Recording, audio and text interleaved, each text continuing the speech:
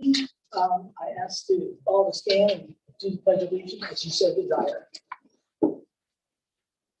I pledge allegiance to the flag of the United States of America and to the republic for which it stands, one nation, under God, indivisible, with liberty and justice for all. With that, we've opened the Board of Finance meeting at 6:34. What part is we convene the Board of Finance with the election of officers.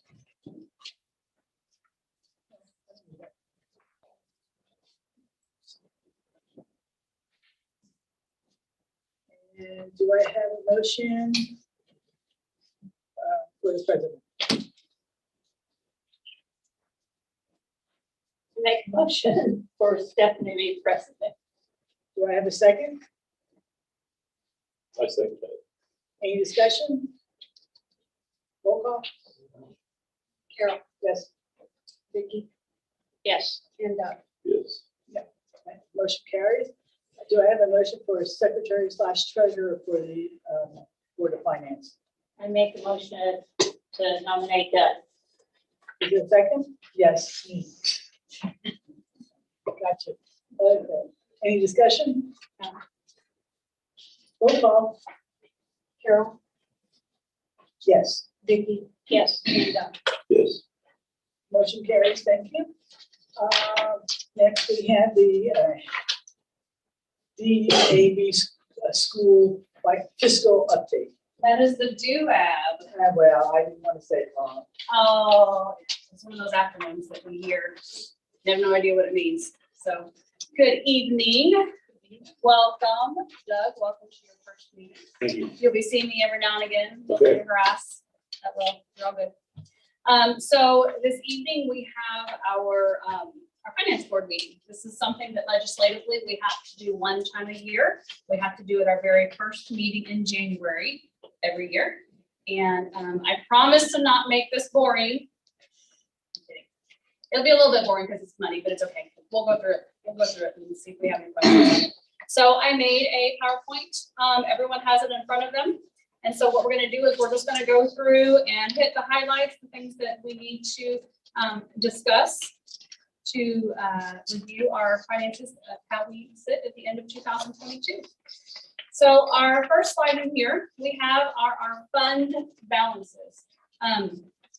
First, I forgot to remind you, so the DUAB, as we were speaking of, Distressed Unit Appeal Board. So the state of Indiana has a department within the state that deals with government entities who are in distress. They financially cannot handle things on their own, and that department will help and come in and kind of restructure and help things along. So part of their duties is they actually look at the fiscal health of every entity in the whole state of Indiana.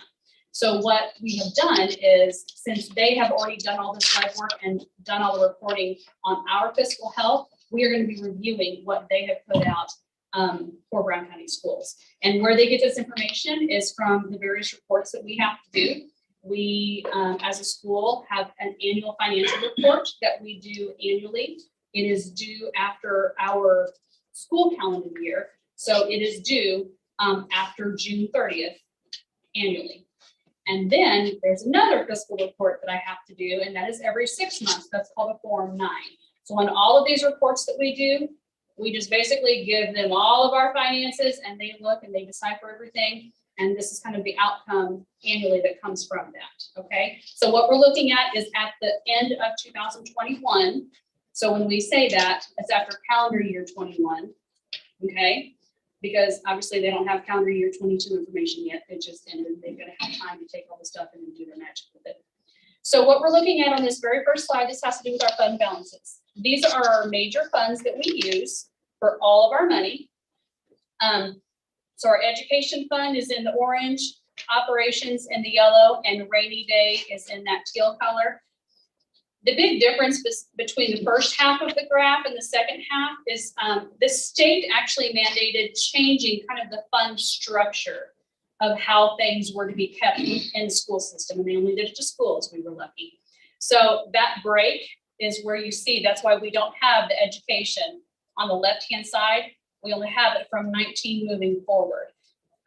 So they basically kind of took the bigger bucket that they had and broke it up into other uses. And they also took some smaller buckets that we had and combined those in as well into operations. So that's why you only see certain things on here. It's not that our balances went like a roller coaster. It was the structure of the funds and how the state had things designated out. So the one thing I wanted to point out on this, if you do see the rainy day was smaller years ago. And my guess is maybe it wasn't as important for them to keep that balance. What the State Board of Accounts recommends, and I'll go through this in the next slide, is they recommend that every entity, every single, not just schools, every entity keep sort of, in our layman's terms, kind of a reserves. So instances for a rainy day. You never know when things are going to happen. You never know when an emergency comes up. You never know when you have an unexpected expense that either forces itself on you or you want to do. So the reason that you saw this dip from 2020 to 2021, do you remember when they had the retirement, the buyout? There was rainy day money that was used on that. That's why the fund amount went down, okay? So that's about that. Anyway, these are just our major funds that we do. We have a lot of other small ones that we deal with, but these are our major funds that we deal with. So when I spoke about that, the state, their guidance is that we keep a minimum of 30% of what we will have to spend in kind of like a reserves, an extra. This graph here with all of these with the green bars, this is basically kind of the reserves that they have had throughout the years, going all the way back to 2014. It has gone, you can see that drastic drop down. I know it doesn't look very big on the graph, but when you look at the amount of where they went and the percentage, that's huge. So since 2017, they've been trying to struggle to come back up to hit the minimum that we are asked to have, which is at least 30%.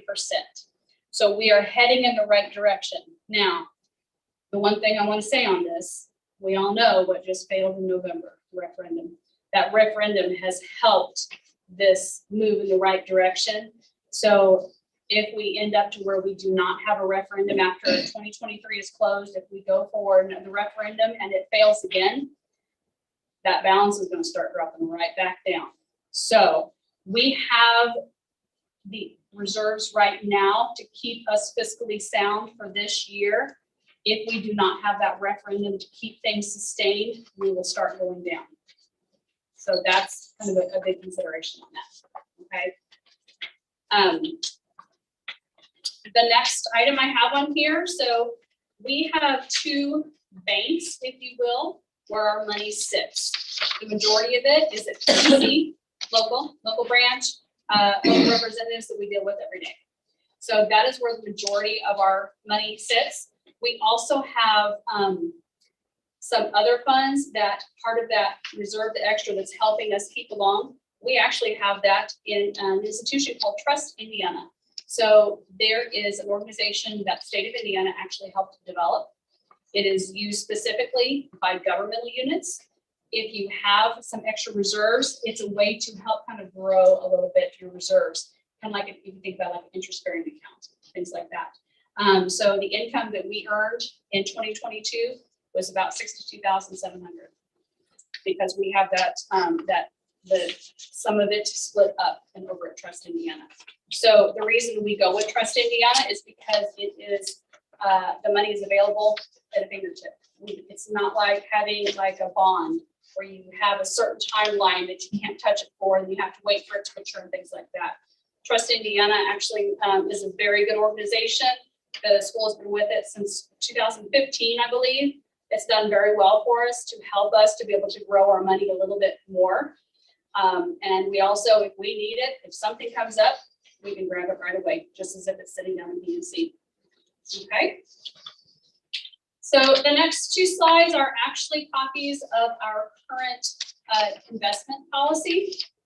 if you guys would like to go ahead and just review that and see if you see anything that needs changed. I didn't see anything on here, but this is currently what we have in Neola for our best practice.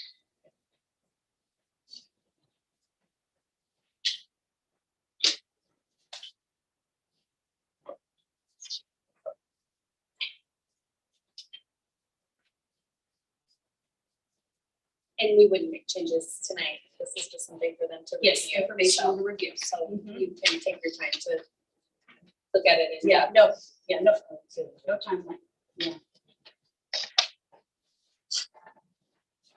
All right. I know that's kind of a lot of information in a short amount of time. Nice little overview. Do you guys have any questions for me? Nope. You're very welcome. I have a question, but I have nothing to do with this. Do I need to be on the Zoom meeting? Nope. I'll call you tomorrow. Thank Okay, appreciate it. you very much. Thank you. And with that, do I have a motion for adjournment? I'll make a motion for. Second. Any discussion? Roll call. Carol? Yes. Vicky? Yes. And Yes. Motion carries. Thank you.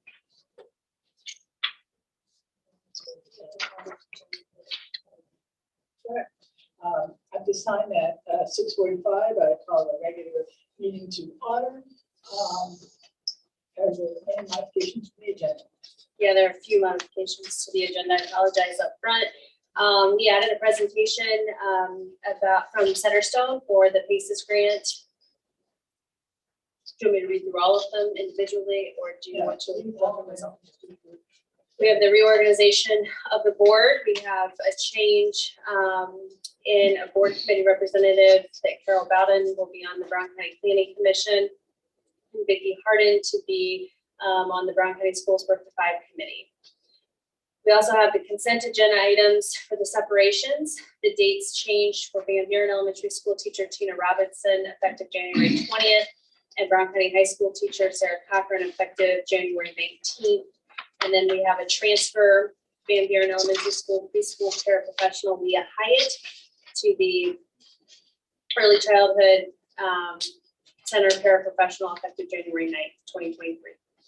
Do I have a motion to accept the modifications to the agenda as presented? Second. Any discussion? Roll call. Carol? Yes. Vicky? Yes. And Yes. Motion carries. Thank you.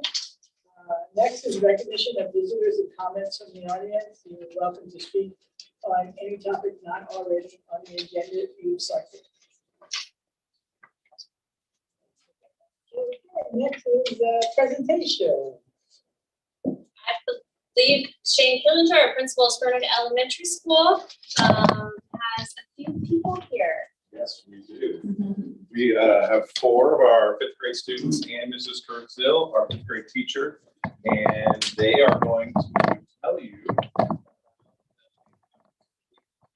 right before break where they took a field trip to a escape room.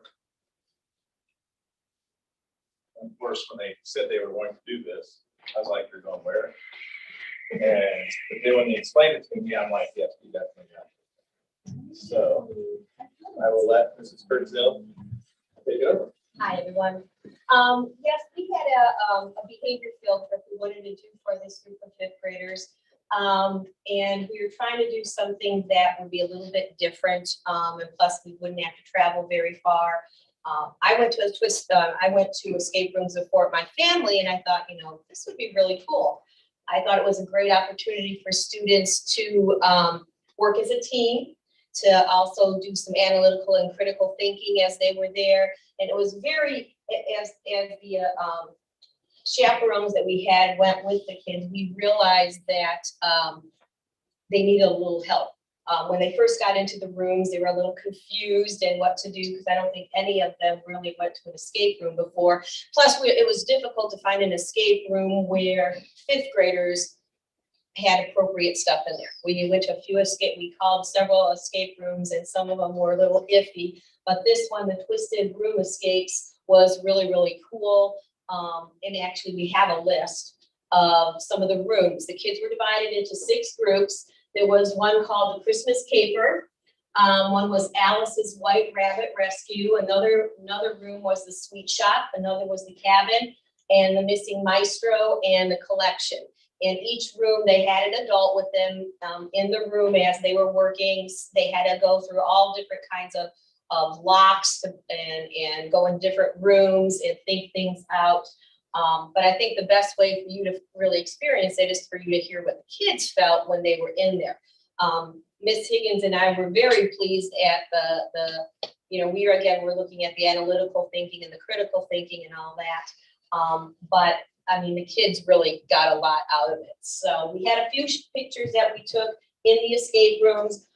You'll notice that they are working together as a team. At the beginning, not everybody wanted to work as a team. And again, you'll see that as time went on, they definitely, their strengths started showing. Okay, you always had somebody guiding them or saying, no, not that, we gotta go here. I mean, it was really, really fun to watch them come across clues as they came. So afterwards, once we got out of each room, the place took pictures of each group, and they marked the time that it took us to escape. We did tell the kids that you are not locked in the room. You can leave anytime you want. Usually they do it for about an hour and they write the time, but here, because we had younger kids, they actually let us stay in until we actually figured our way out. So these are just some of the groups that we had, and the things that they were kind of dealing with when they were in there. I think there's a couple more pictures. Afterwards, we took a trip that was just maybe about 6 minutes away to Pizza Hut. This is a couple more. Oh, this is bigger. Is that the time that took them? Yes, that's the time that they took to get out of the room. And again, one of them, they had to find a rabbit, and in the room I was in, a light had to go on. And what happened in your guys' room? When we finished it. Yeah, what were you looking for? So the part where we had to try to find keys to make the cheerleader go off, because Santa Claus is reindeer. He also has rain angels. We had to find keys to make them come back and so they could be operated. So then the light went on when they let you know that you escaped. Yep. And then again, we went afterwards. I think we'll go to next. We were at Pizza Hut and we had the buffet there. They had a wonderful setup for us. Very cheap too. For as much as the kids wanted to eat, it was like $5, and that included drinks, endless drinks, and the entire bar that they had there. And then these are some of the things we did ask the students, these 4 students, to tell us what they got from this experience. And so Sloan, why don't you go ahead and tell us what you. So when you were in there, you guys had to all work together so no one got left out. And so you could make a good team. And when you solved something, you kind of felt proud of yourself because you did something right. And there were a bunch of jump scares in ours. One time, the chandelier fell down, and so it kind of made me get over some fears because sometimes I get scared. And then there were multiple clues set up. When you got to one room, you had to find something in the second room, and you had to go back to the first room to get it. And so that was really cool. They ate it. The rooms weren't hard, but they weren't easy. Not like little kids second to K wouldn't get out in time. And then there was this guide paper that you had to take Santa's boots and put them in the exact spot to make this thing fall down. And it fell, and none of us saw it go because we were all putting these bottles on this thing. And the girl that was giving us the hints and stuff, there was this one thing we had to put these wooden things on this table, and we didn't get it at all. So she came in there and helped us figure out how to get it out. Yeah, the people, each room had somebody that watched over what we were doing, and if they saw us struggling, as long as we agreed, they would give us a clue and help us along. So we needed some clues along the way. Okay, Tanner? There were a few things that we had to do, like on there was some kind of Christmas tree and like some ornaments there, and we thought like we put the ornaments on the tree, but we didn't have to, because there were some ornaments that had like different people on them, and they had like certain colors, and like it didn't matter with the ornaments, it mattered with the people on the ornaments. You had to count. When all the ones that had all the people on them, the colors, and then you had to count how many people there were that had that exact color to find some that color combination. And like we had to work as a team on that one, because there were many different things we had to do at once, because like she told us that there are certain things that some of us could do, and like Aiden and Colt, I believe, you two were looking at that table. Well, me and Clay were working on the Christmas tree one, because there was another walk there, and that the Christmas tree. It was the Christmas tree. It was the safe. Yeah, we're looking at that safe, because it had a stay acorn Christmas tree on it. That's why I got confused. And a stay acorn Christmas tree on it, and we had to find a code. And like if we got the code wrong 3 times, it walked off just after like 5 minutes. If we got wrong again 3 times, then it walked off just after like 10 minutes, and that just keeps adding on. Yep, and they had all different kinds of locks. So some of them were numbers, some of them were color coded, some of them were letters, some of them were combination, and so they had to figure out which ones worked. It was definitely trial and error on them. He liked it so much. What did you do? My mom, she paid $200.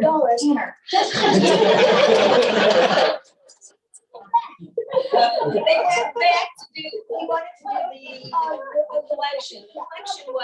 The collection room was the hardest room, and that's the room that Sloan was in. And Tanner heard about it, and I guess convinced Mom over Christmas break to let them go to the birthday gift. Okay, and Ellie. Yay, Mom. I like having to look closer and trying to work with other people that I haven't worked with before, and it helps me find out how other people work, solve problems, and talk about things. I did that whenever we unlocked a mirror. We walked through another room and we ended up in Wonderland, and that was where we escaped and unlocked us. Same time. Oh, the white rabbit fell, and that's how you knew that you solved the crime. I think it was a scream. Yeah, the white rabbit, I guess, screamed too when it fell. But that's how that was the goal of their room, was to find the white rabbit. So anyway, anything else you guys want to add? We have a question, yes. Basically, this sounds like a 3D version of the Big Clue. Yeah. I know. Yep. Yeah, definitely. With involving a lot more people, you could get playing on. Yep, definitely. Well, I know about it because my daughter had her friends, so I've heard about this, so it's kind of interesting to hear about the experience. Thank you very much for sharing. Thank you. Thank you.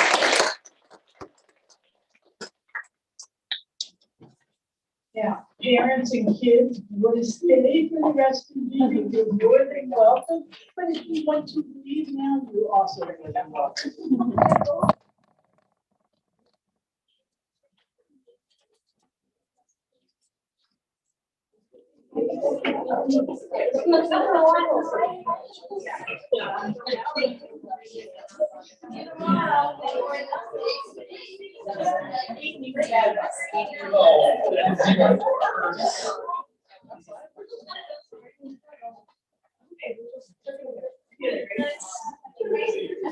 signs for those, like on the sign. Of course, Sean, Shane, you get it.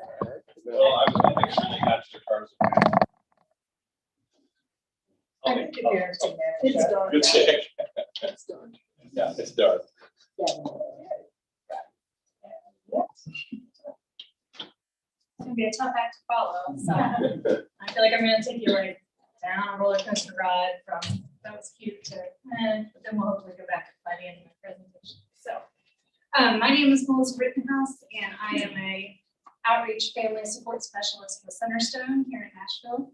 And I'm here today to present to you a really awesome grant that we were able to work with some other community partners to get.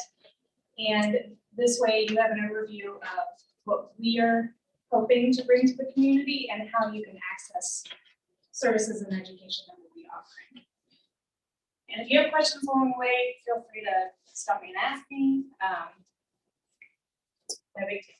So our grant is called the PACES Initiative, and PACES is Positive and Adverse Childhood Experiences. And the grant came down through the Department of Mental Health and Addiction, and it's a community catalyst grant that we developed through the Brown County Recovery and Wellness Coalition, and Centerstone is the manager of it. So it was a really amazing process to work with our county partners. We had community corrections involved and a lot of folks from the recovery community and citizens, and then also some Centerstone staff to develop this grant. And the goal of the grant is to increase the community awareness of what PACEs are, the positive and adverse childhood experiences, and how that affects a person from childhood well into adulthood. And so we're going to do that by providing training and workshops to engage at least 500 Brown County citizens. This is not one of those workshops. This is just an introduction. So we're hoping to do more and more presentations, and I'll talk to you about that in just a minute. So one of the other really great things that we're already seeing the benefit of is this grant allows us to provide services at no charge to people who are in need of life skills or mentoring. It doesn't cover their counselor or therapist, but if they don't have the resources for any mental health, it at least helps us get in touch with them and get them connected with other services. So to qualify for the grant, and I'll talk about it a little more later, basically just have to have had adversity in your life. And adversity comes in many shapes and sizes. So with that, we're going to provide 5,000 direct services to members of Brown County who are in need of services that don't have the finances for it, whether that's no insurance or insurance that just doesn't cover mental health, which is pretty common. So the grant is a total of $500,000, and we have 30 months to meet our goals. We also, kind of in conjunction with this grant, received another grant that allowed us to put a full-time mental health person in the jail. She is trained as a community corrections officer, but her entire focus is meeting with inmates and connecting them to resources. So a little bit about the grant team. Our grant manager is Amanda Kennard. She's also the manager of the Centerstone office here in Brown County, so I'm sure some of you have seen her. But she's just going to keep us on track for our goals, make sure that we're making meaningful connections within the community, and that we're using the money responsibly. Dr. Sandy Washburn is an awesome part of this grant, and she's also the SEL coordinator, I think, for the schools. So some of you may know her already, but she brings a lot of the science with her to her presentations and helping us understand kind of the inner workings of how trauma and adversity affect us, and also how we can kind of combat that or decrease it in our community. So she's the one that will do most of those 500 contact presentations. I'm part of the child and family team, as is Casey Stover, and we are providing the direct services to children and their families. And we are doing that through mentoring, through connecting them to other resources, life skills. We're hoping to eventually start up some support groups, peer support groups, and other learning opportunities for parents as well on just how to handle the stress of parenting in a way that's healthy for parents. And then our adult team, we have Melissa Tatman. She's the one who is currently supported by the other grant, but this grant will pick up her position after that grant lapses. So she is currently working every day in the jail, and she meets with inmates, does an intake with them to find out what their needs are and what their story is, how they got here, what's missing, what can make things to where they would be more productive. So she has already been able to connect a few people with recovery services, with treatment services, inpatient treatment, and she's working with the larger criminal justice system as well to kind of see what options are out there for people. And she also is connecting them to services when they're released, and we're making more and more connections with her help and the child and family team to meet up with kids of parents who are incarcerated and their families, and help trying to start breaking some of those cycles that happen sometimes. So part of that also is Melanie Tubnow, and she is not housed in the jail, but she meets with inmates frequently and does the services with them, mental health services, life skills, connection to resources. And she's also doing a lot of work to understand how our community approaches those that are involved in crime in some way, and just seeing how we can coordinate better and have it so that people are not returning to jail frequently, and they're getting the supports they need to become the productive citizens we all want to be.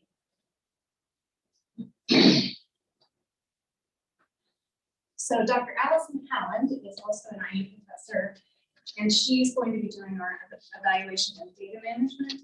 So she is going to just help us make sure that we're tracking in a good way what we're doing and the impact it's having on the community, because we're hoping to continue this beyond the 30 months. We're already having a lot of success with this. We started in September, and just the amount of people we've been able to see and serve that we weren't able to because of their financial barriers has just been amazing. So, and then we have some interns right now. We have Evan, and he just kind of helps us with meetings and clients and things like that. So to put that all in a neat little package, who are we serving and what are we offering? So for children, we're focusing on children that have had adversity. And again, adversity is very broad. It could be, they moved a lot, or their parents have divorced, or their parents are addicted, or their parents are in jail. It's just a wide range. Adversity runs the gamut. And for adults, we're focusing on those that are either incarcerated, at risk of incarceration, or have been incarcerated in the past. And again, the aim there is to help try to reduce recidivism and break some of the cycles that run through families when there's no outside. So the flexibility of the grant allows us to address gaps in the county. Like I said, we don't have to bill an insurance company or Medicaid, Medicare, where they have kind of stipulations on how often, where you can see them, and all those things. So with this grant, we're able to move about more in the community and kind of meet people. And everything is assessed by an individual basis, which is another great thing that the grant does. So there was a study in the late 90s. It actually kind of started with someone looking at obesity, and it grew into a study where they really got this picture of like a shift of thinking about what causes a lot of the mental and societal health and well-being issues that prevent us from being productive or good learners or citizens. And they found that the roots could be traced back to childhood in many cases. When kids are exposed to stress a lot, that actually changes their brain development and brain chemistry, and that carries through without intervention, without understanding, without support, that can carry through to problems that happen later in life. So this just shows kind of the realm of adversity. In the tree branches up here, we have things that happen more in the home. So things like divorce, homelessness, addiction, mental health issues. In the community, you know, if we have lack of affordable housing or substandard wages, food scarcity, things like that. And then there's also environmental factors that bring about adversity through natural disasters and floods, snowstorms, and crazy heat waves, all those things that we've had. So we know that ACEs, which the adverse childhood experiences, are common. Most people experience some adversity. And there is a difference, I'll just touch on real quick. There is a difference between childhood adversity and adult adversity because of that brain development that's happening in childhood, which those of you in education know very well how important that is. So we know that it increased risks of multiple health and societal problems, and it can be intergenerational, it can be passed down. There's been a lot of good studies coming out lately that show, you know, even changes on genomes and things. So, and you know, if parents are scared of dogs, you might be scared of dogs. So it's not all in the biology, it's also just in those things. And they're finding more and more connections between childhood adversity and public health problems that we're experiencing today. So, all right. So again, Sandy Washburn is the contact for if you want a larger presentation on this topic for understanding of what ACEs are and how that applies. We are hoping to touch every sector of the community because it just, what we hope to do is change the frame of looking at people as, you know, what's wrong with you, and instead ask what happened to you, or what's your story, what preceded this event or these behavior issues that we're having. So the P is just as important, and that's the positives, and that's what those of us working on the grant are really trying to build in the individuals we work with and with the community. So things like their capabilities, their attachment and belonging, you know, in the school, do they feel like they belong here? Are they supported? Do they have an adult or a peer group that they feel like they really belong to? We know in our community that spirituality and church is a huge factor in a lot of people's lives and a huge support in many ways. And so that's why we just want to touch so much of the community so there's a better understanding.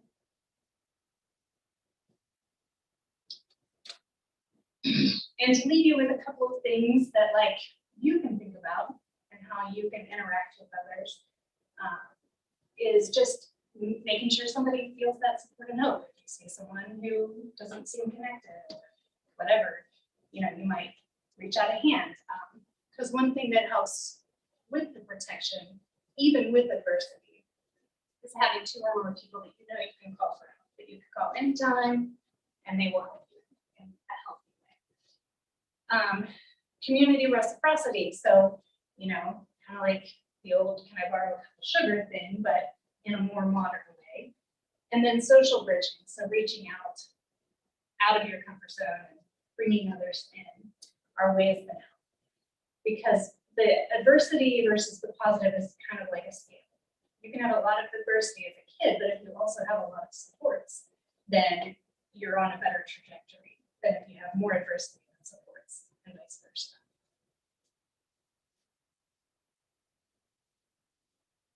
So we're hoping to see increased in community understanding of the root causes of many of the struggles that plague the kids and the adults in our community. And also what we can do as a community to help build support families and support individuals in recovery, support individuals who are coming out of jail for whatever reason. Increasing community care and capital.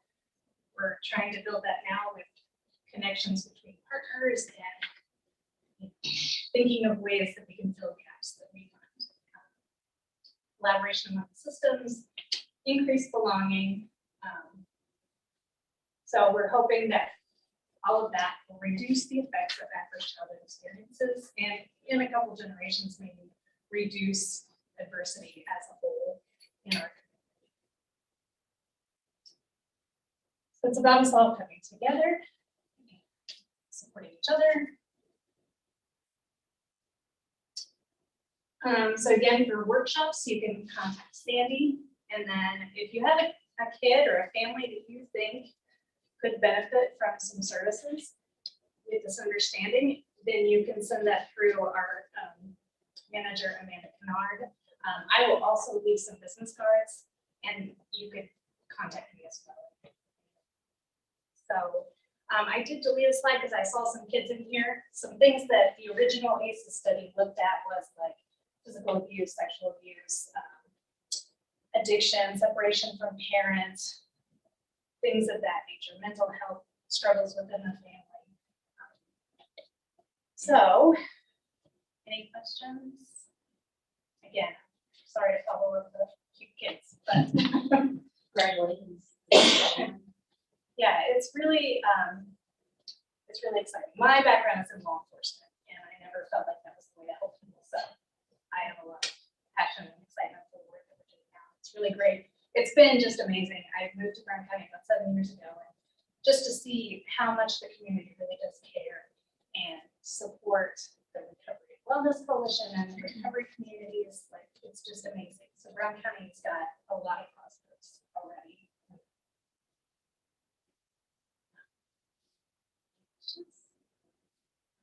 I will leave some business cards and let you get on with it. Thank you for the time. Thank you so much. Next, we do not have any discussion items, and next is the reorganization of the board.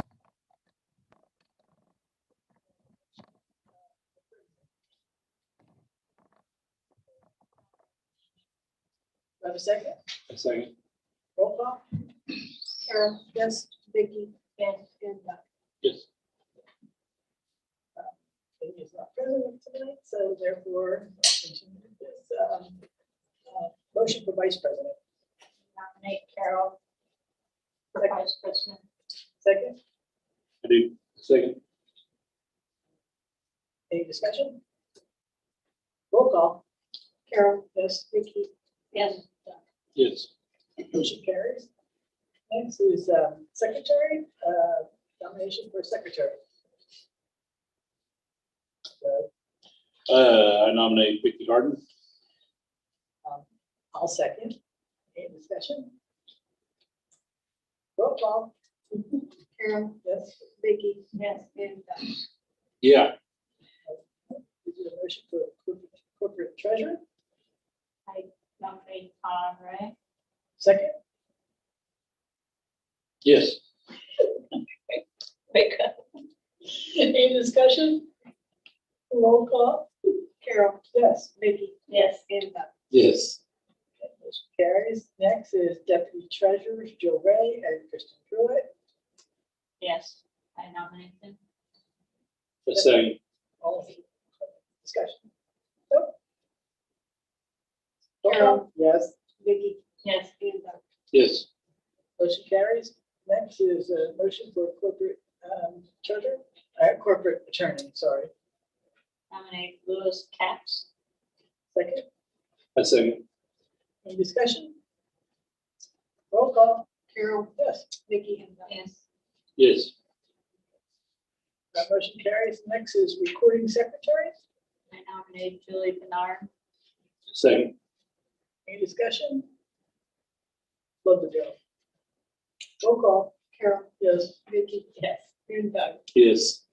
And then I just want to make a reference that these, starting with letter D, the corporation treasurer, these are not nominations, they are recommendations from the superintendent. So just so you know, this is their position and it's not necessarily a nomination, it's the recommendation, so. It's okay, gotta do it all together.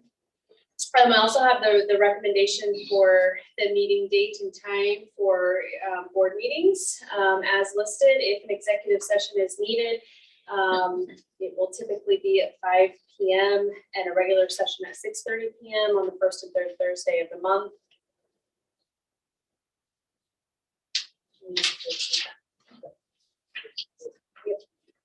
Do I have a motion to approve the meeting dates as date, time, and place as presented? I make a motion. Nice. Any discussion? I thought it's 5:30 instead of 5. It's just because tonight's session started at 5 p.m. So we don't legally have standing executive sessions. They're only as needed. So for example, tonight's was at 5 o'clock as needed. That's why it's stated that way. All right. It's always posted. Oh, yeah. I know. Thanks. Carol? Yes. Vicky, Yes. and Doug. Yes. Motion carries. Next. The board compensation of $2,000 per year, $112 per meeting, $62 per special session. Do you have a motion to accept the board compensation and presented?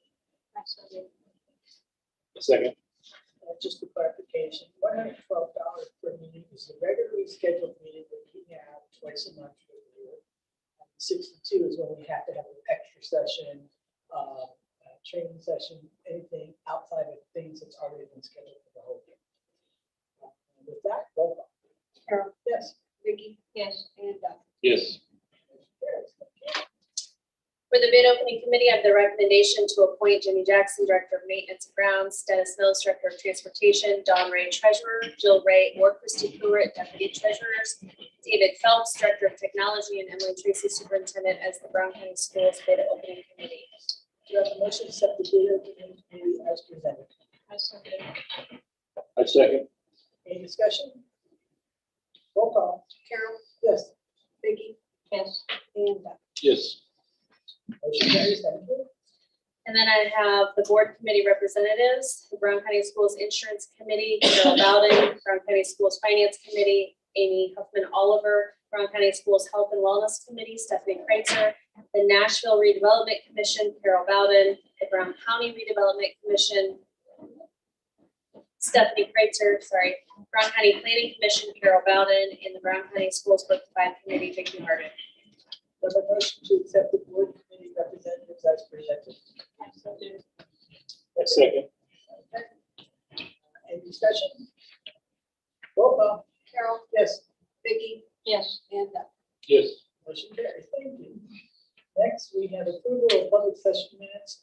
Here we got a problem because we only have 2 out of 3.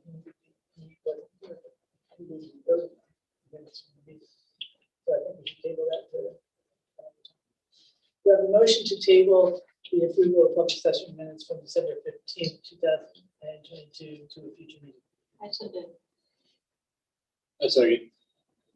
Any discussion? Roll call. Carol, Yes. Vicky, Yes. and Doug. Yes. Normally Doug would have abstained since you weren't here. Okay, action union items. I have the recommendation to approve the donation of $500 from Reed Assignment to the CRC to be used in any area of need. Do I have a motion to accept the recommendation to approve the donation of $500 from the youth assignment? Thank you very much. I so did. Uh, I second. Any discussion? Roll call. Carol, Yes. Vicky, Yes. and Doug. Yes. Motion carried. I I have the recommendation to approve the donation of $1,000 from Gales Propane to Brown County High School Winter Guard. Do you have a motion to accept the recommendation to approve the donation of $1,000 from Gales Propane? I shall do. Second. Any discussion? Thank you, Gales Propane. Roll call. Carol, Yes. Vicky, Yes. and Doug. Yes. Motion carries. Next. I have the recommendation to approve the donation of $2,000 from Paul Boyles to the Brown County High School Winter Guard. Do you have a motion to accept the recommendation to approve the donation of $2,000 from Paul Boyles as presented? I shall do. Second. Any discussion? And thank you, Paul. Roll call. Carol, Yes. Vicky, Yes. and Doug. Yes. Motion carries. Thank you. I have the recommendation to approve the appointment of Corey Joy as Brown County High School Student Learning Recovery Mentor, $50 per hour, not to exceed 225 hours. This position is grant funded. This appointment is made pending the receipt of a certified background check. Do you have a motion to accept the recommendation to approve the appointment of Corey Joy as Brown County High School Student Learning Recovery Mentor as presented? I shall do. Second. Any discussion? Roll call. Carol, Yes. Vicky, Yes. and Doug. Yes. Motion carries. I have the consent agenda items, starting with the separation of Van Buren Elementary School teacher Tina Robinson effective January 20th, 2023, through the transfer of Van Buren Elementary School preschool paraprofessional Leah Hyatt to the ESC paraprofessional effective January 9th, 2023. Do you have a motion to accept the consent agenda item beginning with separations of the Van Buren teacher Tina Robinson effective January 20th, 2023, and ending with the Van Buren preschool paraprofessional Lee Hyatt transferred to the ESC effective January 9th, 2023. I shall do. Second. Any discussion? Roll call. Carol. Yes. Vicky, Yes. and Doug. Yes. Motion carries. Next, your turn. Mine is short and sweet tonight. I want to just start with most importantly, we've had a very successful start to the second semester.